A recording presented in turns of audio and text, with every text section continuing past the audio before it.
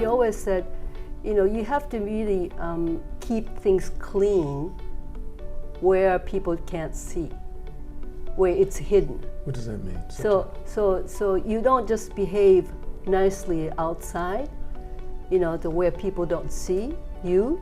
That's when your truth really comes out.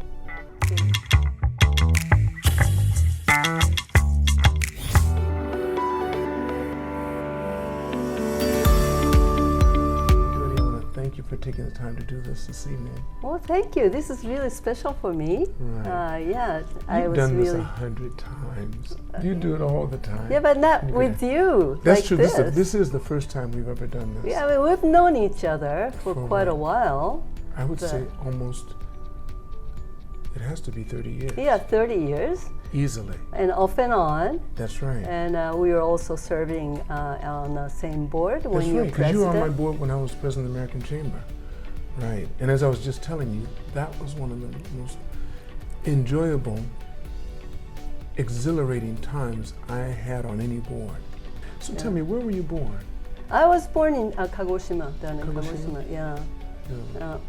So do you have siblings? Yeah, I do. Sister, my younger sister, and my younger brother. So so you're the first. Yeah, I'm the first. You're number one. The oldest. Okay, how mom and dad doing? They're both gone. Oh, they're both passed? They're both gone. Yeah. Okay. Yeah. But I mean, they're with me every day. Yeah, because their influence is still as great as when they actually passed away. Were you close to both of them? Very much. Yeah, right? Yeah. And so, like every morning, I do meditate, and I don't force myself to do it. When I open my eyes, I just want to meditate and really have my gratitude to my parents. It just comes so naturally to me. And so I thank my mom and my dad for giving me birth and just raising me and having such an influence even today. Every time when I think of something, like when I hit the wall or something, I speak to them. I mean, they're right here. I love it. Yeah, so there's no. So this doesn't really put us apart. Even got us even closer. Yeah, so that's how I see existence. Did you already have your kids after before they passed? Did they get a chance to see my each other? father actually died much younger, at the age of 43. So how old were you when he passed? 15. You were 15 when he passed? Yeah, 15. But you'd already, pretty much, by 12 they say, your emotional makeup is made. So he'd been with you, and you had a strong bond, I would assume. Yeah, and a lot of great teachings, I remember, Such as? Yeah, like he said, he always said, you have to really keep things clean where people can't see, where it's hidden. What does that mean? So you don't just behave nicely outside, where people don't see you. That's when your truth really comes out. So you have to keep yourself clean where people can't actually see. And when he goes to different houses, he kind of like look at the bathroom, he kind of look at the backyard where it's not kind of like in front, and that's where the real truth come from. So, so that's, you have to really behave right when people are not around you. What did your father do? He had his own business, research company. Okay. And when he was PTA president, my mother was a PTA president for my elementary school, where my sister and my brother were going, and my father was the PTA president in my junior high school. And when he made a PTA president speech at my graduation, he said, there are two sets of rulers to measure you. The one by society, by people, and they have their own measure to really judge you, to measure you. But you have to make sure you have your own ruler to really have your own sort of judgment and your own mind. But just remember, there are people who will always judge you. but don't be influenced. And that was such a difficult speech for junior high school students, but I still remember today. Did you go to a co-ed school? Or No, just a regular. Co-ed. It was co-ed. Yeah. School. Okay. So that was something I still remember.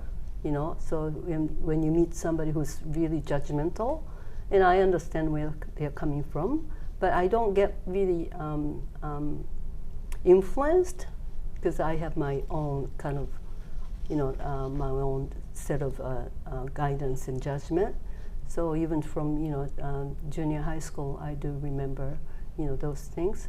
And my mother was the same. I mean, she never really had, like, every time when I went to visit my friend's house, I didn't realize like mother's always like saying little things and kind of like trying to teach you every little thing. And my mother wasn't like that. She only told me something more fundamental.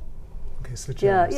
Yes, like I remember when I was in elementary school, there was one girl who used to come over to our house every day, and we used to do homework and we used to play.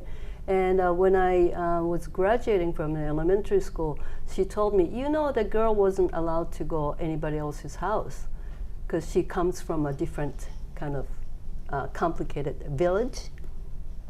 There was so people kind of biased.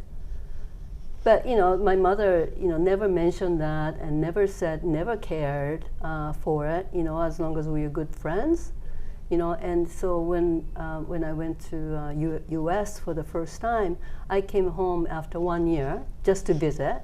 They How old were you when you did that? The first time. How old were you the first time? How old were you the first time 16. when you went to 16? Yeah, I left at the age of 16, and she said, you can come home if anytime you want to, but you can stay there, as long as you want to stay there. It's up to you. So you had a desire to go to the States? Yeah. Why? Because when I was, like 15, 16, at that age, you think about life, and why I live, what's the meaning of life, and why do I exist, and so on. You get deeper into kind of that kind of thoughts.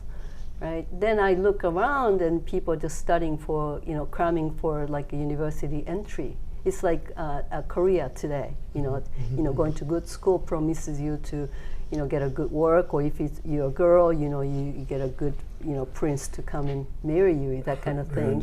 Yeah. So the entrance exam was like, live or die, that kind of thing. And then actually there are, some children who commit suicide because they fail, that kind of. So it didn't make sense for me to stay in that kind of environment. So we talked about that, and they said, if I were you, we'll study abroad. Do you want to go overseas? Both mother and father said that? Yeah. No, mother, actually. I was talking to my mother all night through. And, and do you want to do that? And so we, as a family, we make a big decision fairly quickly. We kind of like trust our gut feeling. So, by the time we went to bed, it was almost next day, at dawn, we decided that I should be going, somewhere. And you're the first child. Yeah. And female too, and that's so rare. Yeah, I know. It's such a courageous decision. Let me ask you this: your father have many siblings? No. He was the only child? Yeah. What about your mother? My mother had like five. And what was she sisters. ranked? Where was she? Third. She was the third? Yeah, third. Okay, where was she raised?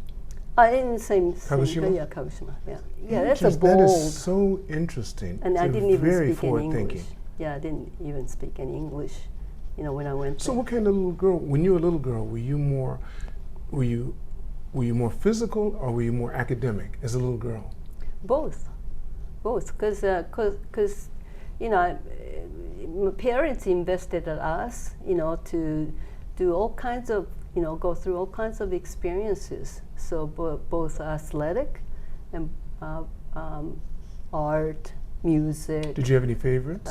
Ballet.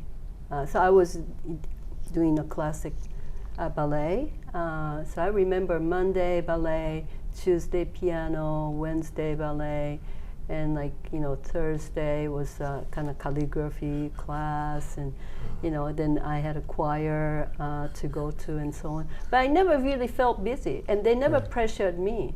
These are things you wanted to do. Yeah. It's never been pressured like you have to practice piano or nothing like that. A lot of kids are. Yeah, I know, but they taught me how to enjoy it. That's why if you learn all this basic stuff when you're little, you know how to appreciate every time when I go to see a classical, ballet, or I was doing a voice training as well when I was little, so I can really appreciate the kind of technique they use if I go to the opera and so on. And nothing for me to pursue under pressure. It's to really enjoy life and enjoy different forms of expression and so on. But all these things I appreciate today, you only realize, after you grow up, and why they did not, pressure me. Why did they just let me enjoy things? But anyway, so they told me not to be biased about, the people where they're coming from, by allowing this girl to play with me and so on. And after 1 year, being in U.S., I came back and I still didn't speak good English that time, but I wanted to, because when I went to the States, I could not believe. First thing I noticed was a different hair color, right? Red, yellow, wow, how diverse. Then, you see, different kind of like origins of people and different minds and different, real individualistic aspect of, the U.S., high school. And so I was like really I was blessed. I really appreciated the diversity of people. So she taught me how to see the more fundamental things about in person rather than what's making of that person. And so that still affects my work, because every company I work for, I led diversity and inclusion D&I activities at the company and so on, and not because it's kind of like it's trendy. DEI or D&I is like something every company ought to focus on. But where I'm coming from, it's really it's how I was raised by my parents. That's interesting. Yeah. So through high school, did you have any favorite subjects before you went to college? Much. I did not really have the subject. I preferred to study or anything like that. I really enjoy because the whole cultural experience, being in the U.S. I was all alone. You left for the U.S. again when you were 16. You came back for a year. Right? Just to visit. To visit. Yeah. Then you stayed there for 10 years. Yeah, 10 years. Wow, so you came back in your 26 or so. Yeah. When you came back. So what did you study in the States? I studied architectural history of architecture. Okay. I wanted to be an architect, but I wasn't smart enough to get into a. But you got a degree in architect. Yeah, BS. A BS. Yeah, okay. yeah. Oh my goodness. So when you came back to Japan, what was your first job? Or did you come back with a company, or did you come back? No, I came back, without any job. I came back to kind of be with someone special. Yeah, so that was the reason. Otherwise, I would have stayed in the U.S.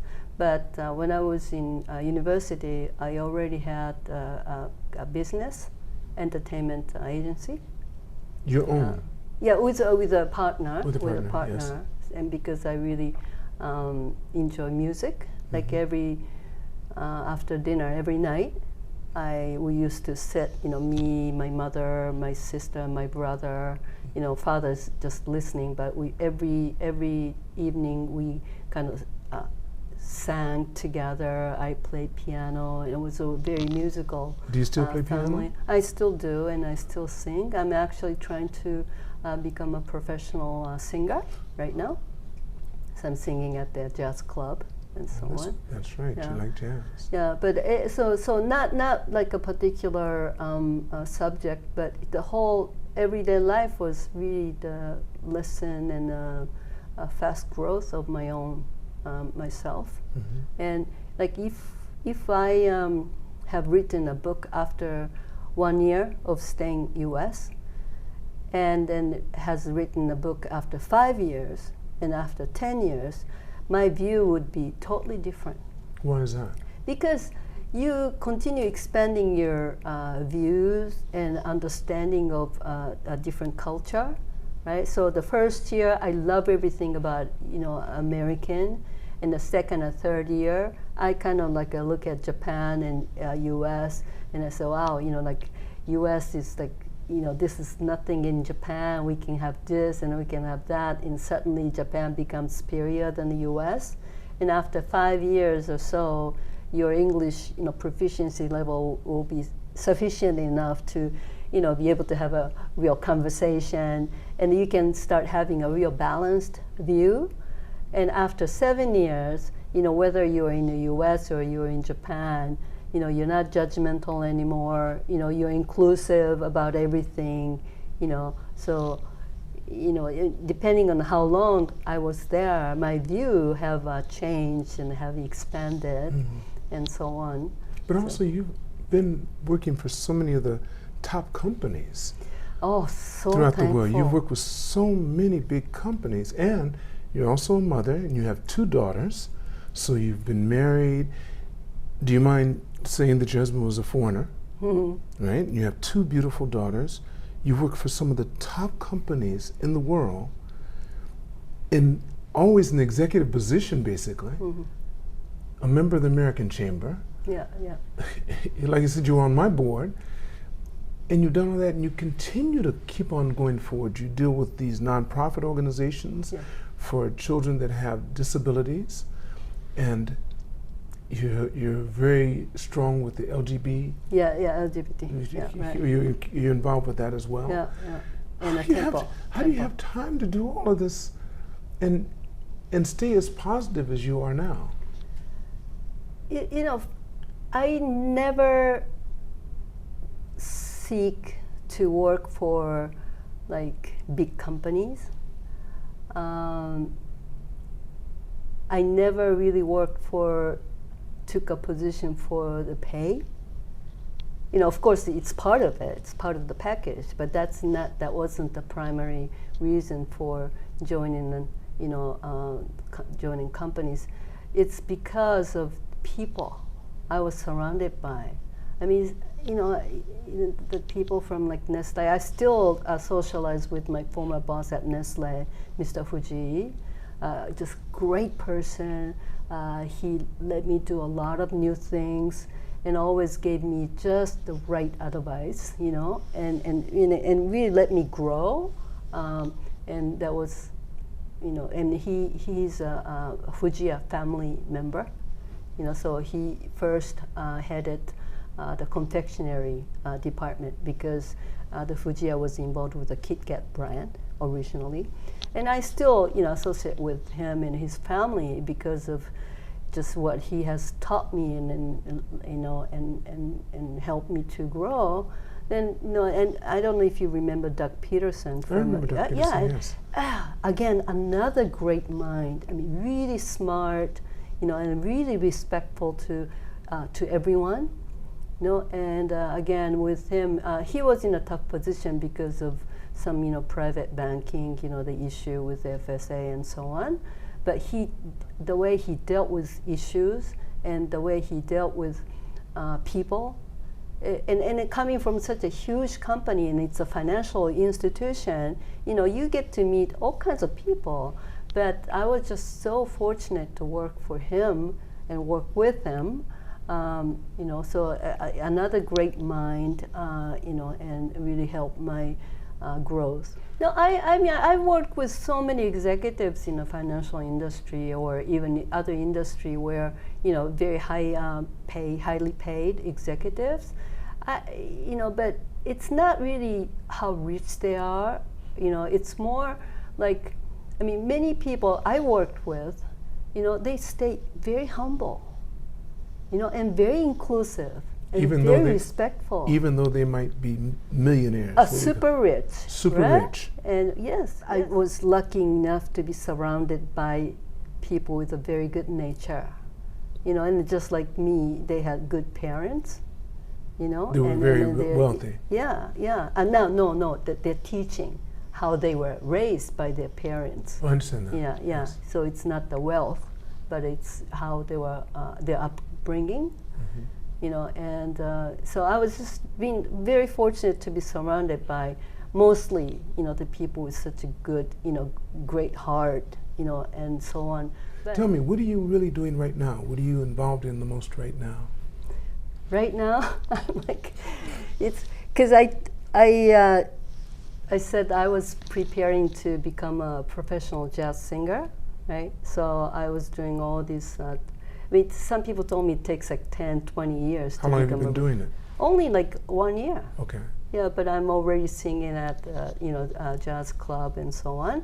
So I wanted to spend more time doing that, right? And then be able to sing to raise funds, like for children and so on. Because every time when we do events, we have entertainment and so on. So I can do this, you know, free and be able to raise, you know, money for different charity and so on. But because you're doing this for a charity, you don't want to be a mediocre singer. You know, you want to be professional, right? High level. Then be able to really ask people to pay, you know, 20,000 yen a ticket, you know, and to help children, but at the same time enjoy my performance.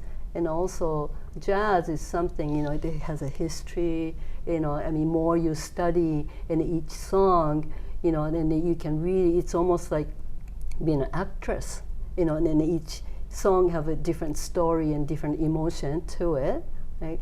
And if you have a Japanese audience, of course you have to explain a little bit because the English, you know, they don't really, you know, get the lyrics and so on. But I think I can really create the stage where I can really use my strength of being able to tell a story behind each song, then so people can really understand, you know, the real meaning of, you know, each song and so on. So I was preparing for it, and this agent came to me and they said that they're looking for external director, the director.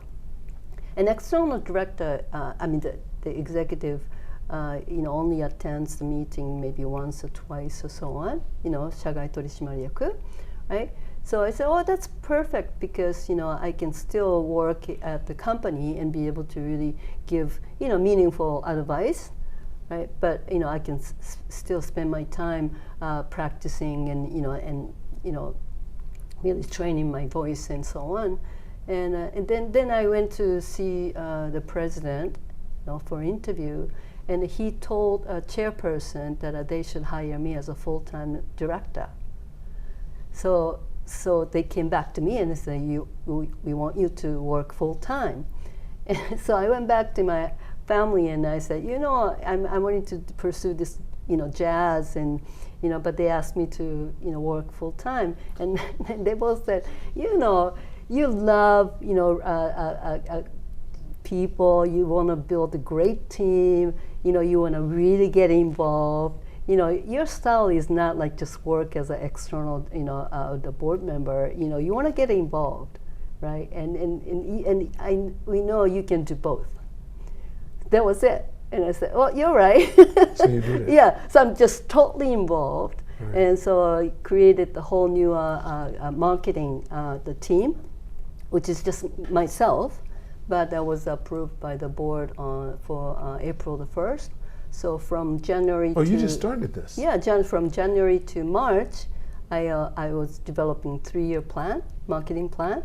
And from April the 1st, I'm just really executing the plan. And because I'm still in the process of hiring people, you don't want to stall, right? So I created the virtual team outside with all the experts on SNS, the web marketing, branding, risk management, PR, you know, public affairs, you know, branding, all this expert team.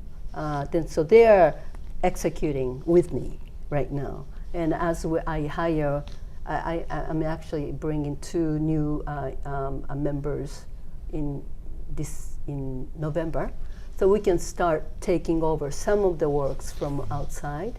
But because they're all professional team, and I can really rely on them. I've worked with them many years already, So virtual team is executing right now, and doing all kinds of, like building a new blog. It's just going very well.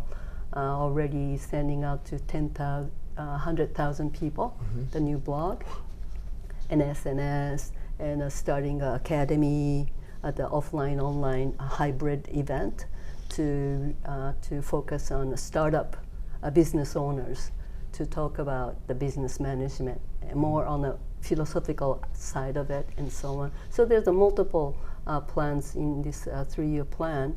But if I could really execute well, after 3 years, the company's corporate brand, not just awareness, but really the penetration, will. I like to see the real result after 3 years. Can you see what the brand is?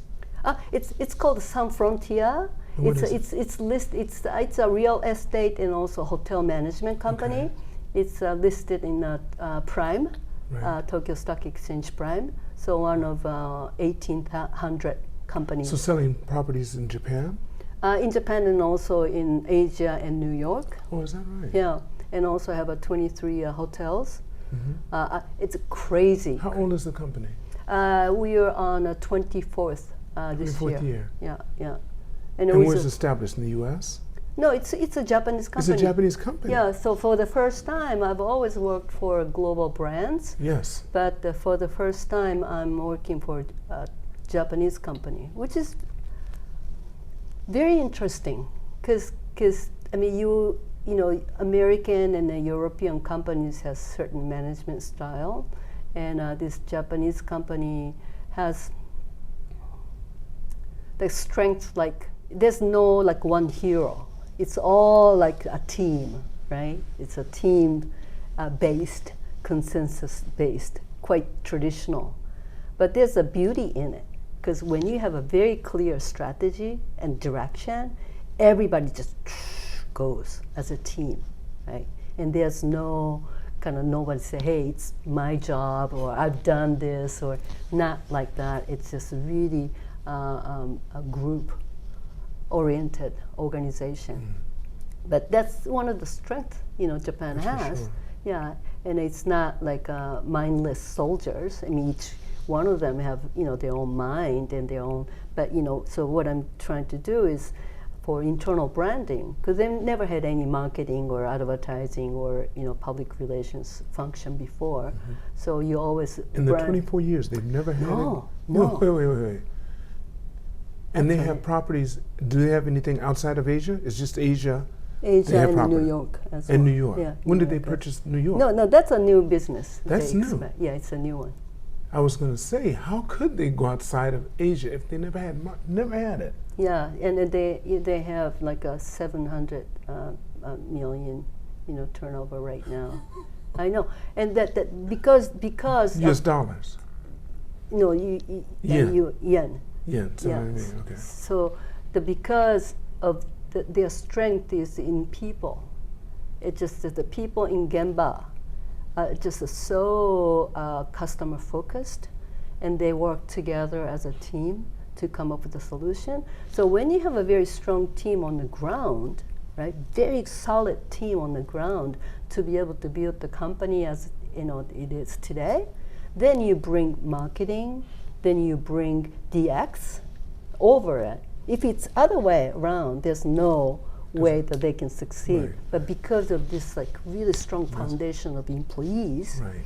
and a very loyal and very principle based, like a good old Japanese companies. So it's a new function, new team. The marketing is. So I have the marketer. It's like it's almost like a school, and training school, and so people who wanted to join the first program, had to raise their hand and write their essay why they want to study marketing and so on. The president raised their hand. You're loving this. You're loving Yeah, this, and aren't you? it's a learning organization.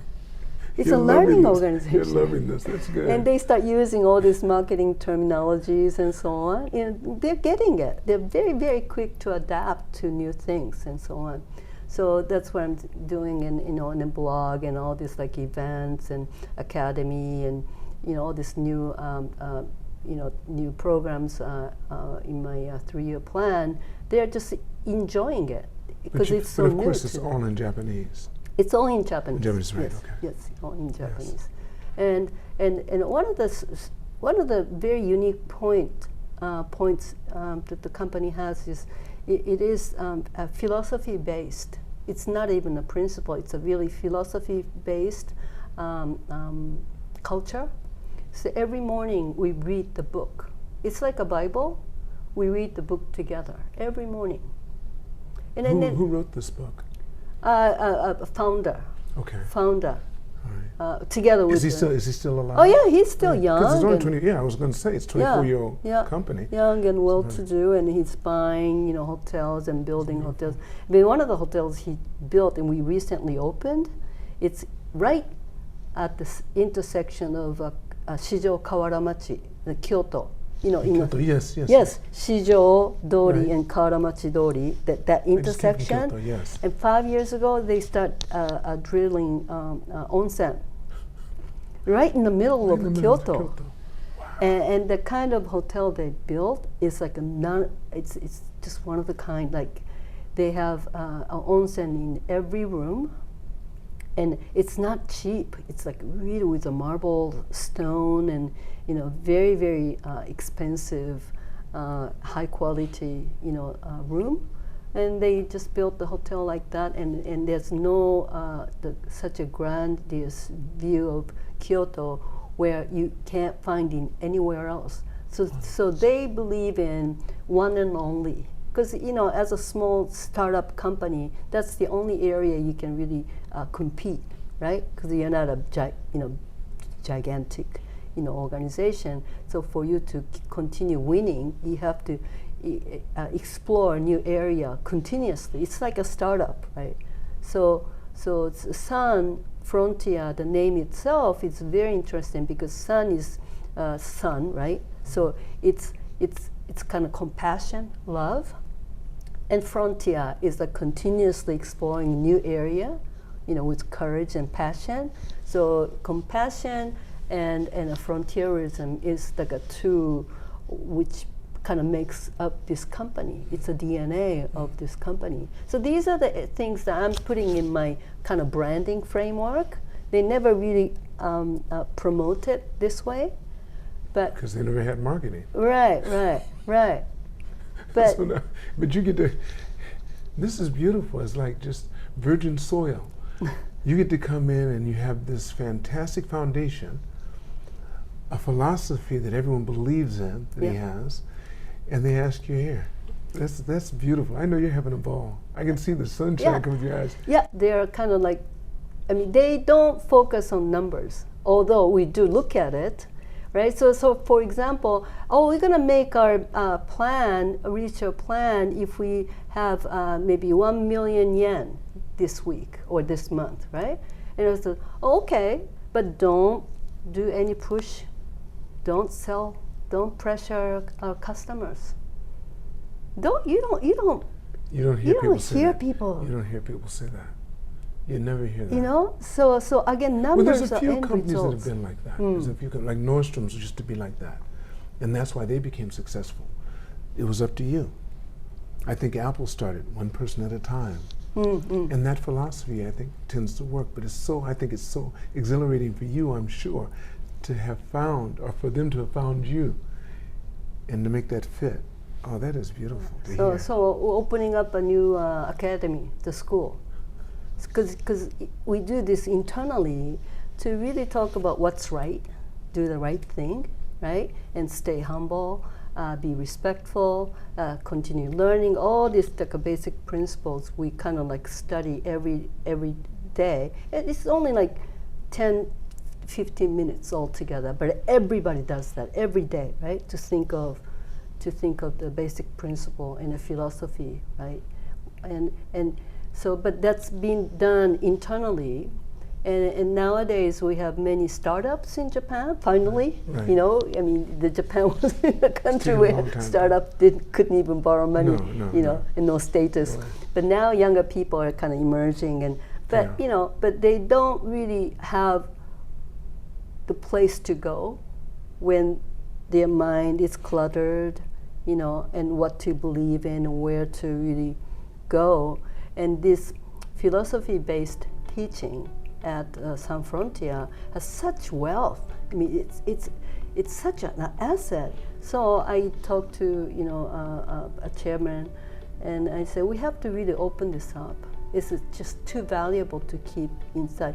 And then he said, of course, because our existence is to give, right? It's Sun, right? Compassion. So of course, you know, if you think it's worth for us to really opening up and start inviting, you know, startup, you know, business owners to really think of, you know, why they exist and why they're even doing this business, you know, and internalize it. And I'm happy to open up, you know. So now we're preparing for a school for startups. I wish you all the success in the world, Midori. I really do. Let me ask you this. I end the podcast with a question. Okay. The question is, what do you consider a good life in Japan to be? Connectivity. You feel you're part of the community. So you're not pursuing your own happiness, you're not pursuing your own wealth, but you are kind of part of the community. You feel connected. And because, I mean, relatively in such a chaotic world we live in now, you know, there's all kinds of divide, you know, taking place. I mean, Japan is fairly unified, peaceful, you know, there's a lot of, you know, many shortcomings, but I mean, in comparative sense, you know, this is a very peaceful, respectful country. So I think, again, feeling really connected with the community, it's the best part of it to me. I mean, I do associate with people I used to work with. Everyone, you know, from each and every company I worked at, I still keep connection with them. I mean, we used to work together, spend so much time every day together. So they are like part of my community. I do NPO work, you know, belong to different NPOs over the last 20 years now. And Temple also, Temple University over almost 20 years now. And these people are a precious kind of part of my life. So I think being a part of that whole community is the best part of my life in Japan. I want to thank you so much, Midori. Thank you so much for taking the time to come here. I want to thank all of you for watching this podcast. Make sure you press like and subscribe. And remember, it's all unknown, so continue to reach for the stars because you're too blessed to be stressed.